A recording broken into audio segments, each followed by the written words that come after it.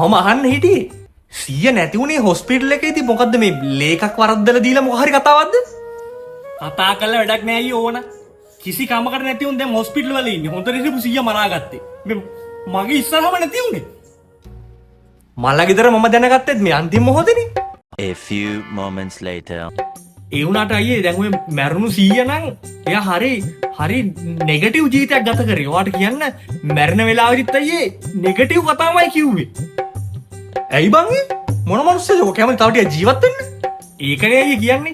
දැන් ඔය සීය නැති වෙන්න කලින් මමනේ ළඟ ආවතේවකම් කරේ එයා ළඟට වෙලා. හරිද?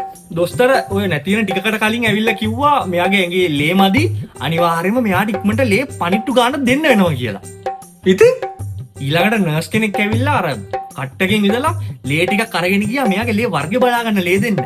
මේ මිනිස්සයා පණ අදිනවා හති දානවා කොහොමද කියන්නේ බලන් ඉන්නේ මෙච්චර හදිසි වෙලාවල් වල ලේ වර්ග බල ඉන්න පුළුවන්ද කියන්නේ? ලේ වර්ග බලා ගන්න ඕන ලේ ගන්න ඕනේ ඔය ලයිසන් එක තියනවනේ. මට මල පැනලා මම ගිහලා වෝඩ් එකේ ලොකු නර්ස්ට කිව්වා. මෙහෙම දොස්තරයිලා අපිට කිව්වා මෙයාට ඉක්මනට ලේ දුන්නේ නැත්නම් එහෙම මෙයා බැරන ඔයාලගේ මේ මිසිලා මොකද කරන්න කියලා. මිස් බය වුණා. ඇවිල්ලා දඩ බඩ ගාලේ පාර 100කින් ඇහුවා මේ මොකද දුවේ? ලේ වර්ගය මොකද්ද ඇහුවා. ඒ පාර 100ට ඒ වෙලාවේ පණක් නැහැ මිස්ටර් හැන්නවත් කතා කරගන්න. මගේ කනට ලං වෙලා කියනවා B නෙගටිව්. මට කියන්න මට මලේ මල හොඳේ. මෙච්චර මේ කට්ට කරනවා මේ මනුස්සයා ගොඩ දාන්නේ මේක B නෙගටිව්. මම පාර 100ට තවද කියලා 100 ඔහොම බෑ. ජීවත් වෙන්න ඕන නම් B පොසිටිව් කියලා ඉන්න ඕන කියලා. නර්ස්ට මං කිව්වා කොහොම හරි අපිට මිස් මෙයාව ගොඩ දා ගන්න ඕන අපි අවුටු කන්න බලන් ඉන්නේ මෙයත් එක්ක B පොසිටිව් අපිට වැඩේ කොහොම හරි කරලා ඕන කියලා.